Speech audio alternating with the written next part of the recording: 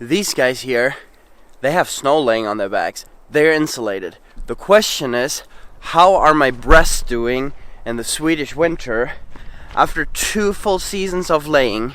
How are they performing? That's what I want to talk about today.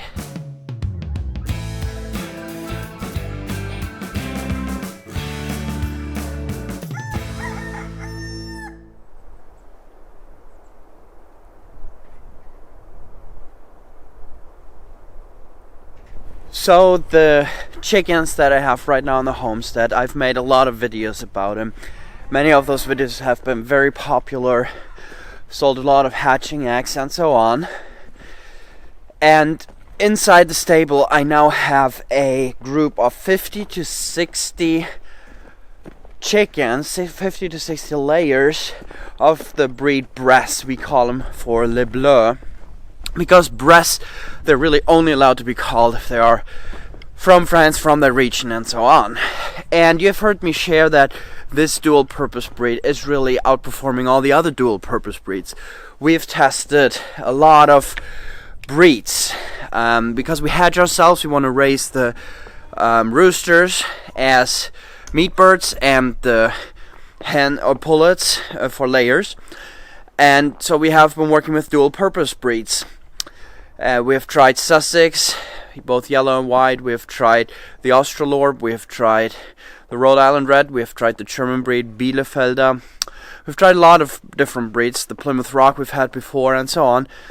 And the Bresse, I will call them in this video, they have outperformed them all. 20% faster growth, laying more eggs.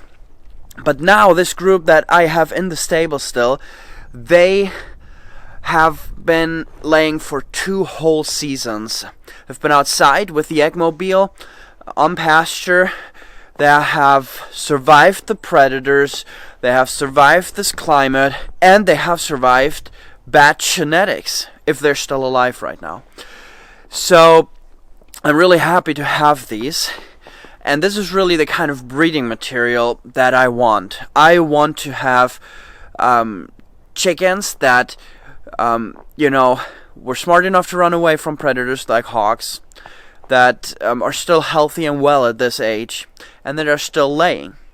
So when we put these birds that have been laying for 2 whole seasons in the stable, just like a month ago, they pretty much stopped laying. It was already dropping the weeks before, but then they stopped. It was different feed, different environment, all of that. And they went into the natural time of rest, where they just recover, where they build new feathers and so on. And this is the reason, because they stopped laying during that time, that's the reason why the industry just has their hybrid layers for 9 months and then they kill them. Then they get rid of them. That's garbage. Here in Sweden they didn't use them for anything. They just throw them away. So these have laid for 2 whole seasons and I still have them, and this is my breeding flock now. They stopped laying completely, so out of these 50 to 60 layers I got maybe 2 to 3 eggs. And that hurts, obviously, the budget. But my goal here is good breeding material. Now, if you just have your flock to produce eggs for your own family and you feed them with leftovers or whatever it might be, food scraps, that won't hurt your budget. You just don't have any eggs. But if you have a lot of chickens, you have to keep feeding them. They still need all the vitamins and all the healthy feed during this time of recovery. So obviously it's not good, but it's a natural cycle for the chickens. So how are they doing now? 2 full season out there. How they're doing now, approaching the 3rd season? Well, a week ago they picked up again. The egg production picked up, and I've had many more eggs, and so right now they are between 20 and 30%, and it's getting more with every day. So what that means is, let's say you have a flock of 100 chickens, and if it's at 30%, you have 30 eggs a day. So here you have 50 to 60 chickens, so you can do the math. So I'm quite happy with that. And what I'm going to do now is I'm going to take all the roosters away, and I have a whole new bloodline of the Bresse that I have 5 roosters that I'm going to let loose in that stable very soon. And I'm going to be hatching completely new healthy chicks. We're gonna sell hatching eggs, we're gonna sell day-old chicks, and we're gonna take orders for ready-to-lay pullets that we're gonna raise, that people can have them in the spring. That's the plan.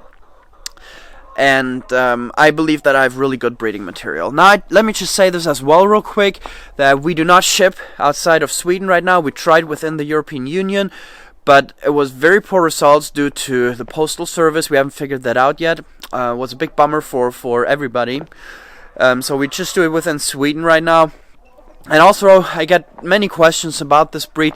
I think this breed works really well. I think it's good. I've seen what it does, and many people have shared that experience with me, even with the eggs we supplied for them.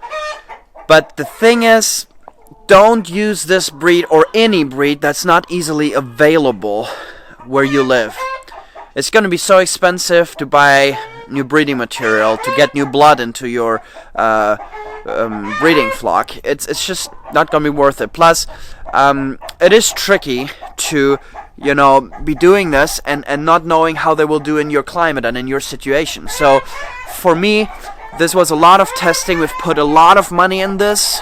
We haven't, like for a whole year, because there's no hatchery here where you can buy these kind of chickens. You can only buy hybrids here.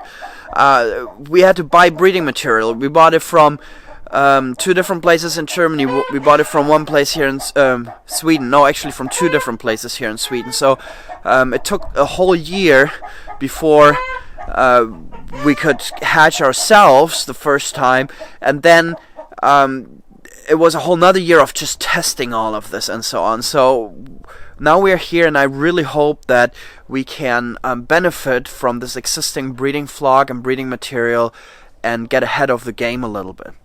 So this is just an update. I hope you found this interesting, and I know a lot of you guys are interested in the whole chicken thing. Winter has come. It's really cold out here because of the wind mainly. It's gonna be like 7 degrees below 0 in Celsius today, so it's not crazy cold, but the wind makes it ice cold. But yeah, I will see you in the next video. Hope you have a good pre-Christmas time. See you soon. Bye bye.